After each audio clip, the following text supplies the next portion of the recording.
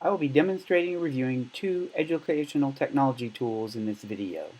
This is for EDTC 613 Fall 2019.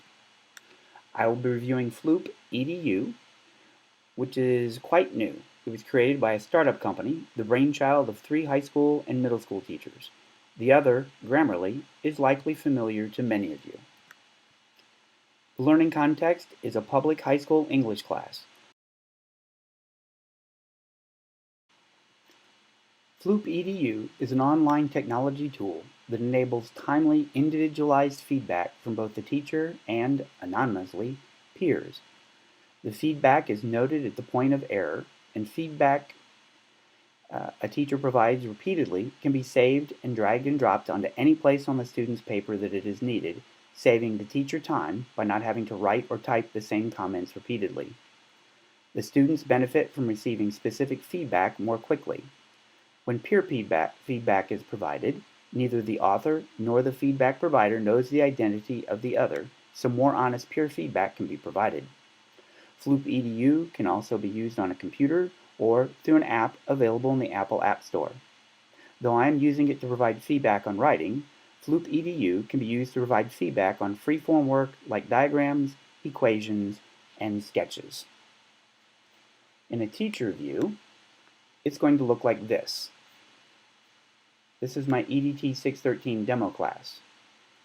From a student point of view, it'll look like this. I've already enrolled in the demo class, and there's 2 assignments. One is the math science demo, which I've already submitted, and one is the demo essay.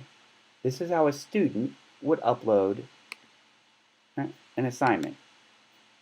I'm going to upload a file. They can take a picture if they're using it.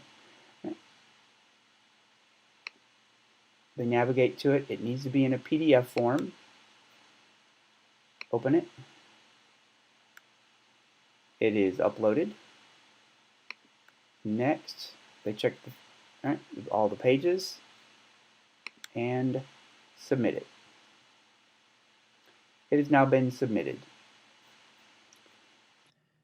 Here in the teacher view of Floop is how you provide timely, authentic feedback to your students. Another reason for using it. Here we have a spelling error that's identified. That's the one. Now I can drag and drop. I've already used it. I don't have to retype it. And there I've identified another spelling error for the student. You can see this has 2, this has 1. As you do more and more of these essays, these numbers will go up, and you can identify how many times you've made that the students have made this error in a place that you might need to reteach. I'd mentioned earlier that all I'm using this for a writing assignment. It can be used on free-form work or diagrams, equations, etc. So let's take a look at what that would look like. I've already added a comment to this. So the comment, there's another answer that needs to be added to your response, like for a math paper.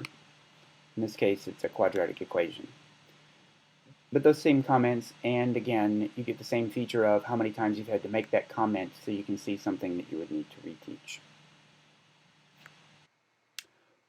For the review of Floopedu, I refer to Dr. Naomi Winstone, who is the director of Surrey, England Lab and a senior fellow at the Higher Education Academy. She tweeted about Floopedu that she loved this tool because it enables ongoing dialogue between teacher and student in response to comments and annotations on student work. Additionally, Dr. Winstone and a David Carless referred to Floopedu in a research publication. The Floop tool is a feedback tool that enables two-way dialogue. Students can respond to specific feedback comments by asking questions or seeking further clarification, to which their teachers can then respond further. Now we'll move on to Grammarly, the second of the apps that I'll be reviewing in this video. The learning context is still the same, a public high school English 1 class. I'll be using this in my lesson so that the students can focus on content and structure. By doing that, I hope to increase their use of less familiar big words and academic language by mitigating the fear of misspelling or misusing these words. Grammarly is a spelling and grammar checker that analyzes text that you've written and checks for any errors. The free version checks for grammar, punctuation, and spelling errors. The premium version includes much more, such as an advanced sentence structure check, vocabulary enhancement, genre-specific writing style checks, and a plagiarism check. I will only be using and discussing the free version, which is still a useful tool. Grammarly can be used live by downloading and installing the Grammarly app on your computer, installing the Grammarly keyboard on your iPhone or iPad, as a Microsoft Word add-in, currently only for Windows, as an extension added to your browser, or by typing directly in a document on the Grammarly website. You can also type your document as you normally would and then upload it to the Grammarly website, or copy and paste it into the text field on the Grammarly website. Take a look and see how you would do that. Using your upload button, you would navigate to your document, upload it. It will set your goals, and it will go through and check for correctness, clarity, engagement, delivery, and then your premium features. So we can see more of what's available. Let's take a look at their demo document. You can see that there are 5 correctness alerts: to replace a word, error, add an article, correct your spelling, a comma. Interesting thing about it here, you can see it gives many explanations. Those are very helpful for many lessons with the students, so they can see why they need to correct the error, not just that they need to correct an error. When you're done, go back to My Grammarly. And of course, we still have errors. I didn't correct them all, but you can download your document.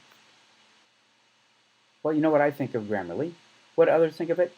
PC Magazine. It costs a lot, but it's worth it. And Global English Editing. It's definitely worth getting for some writers. Thank you for watching.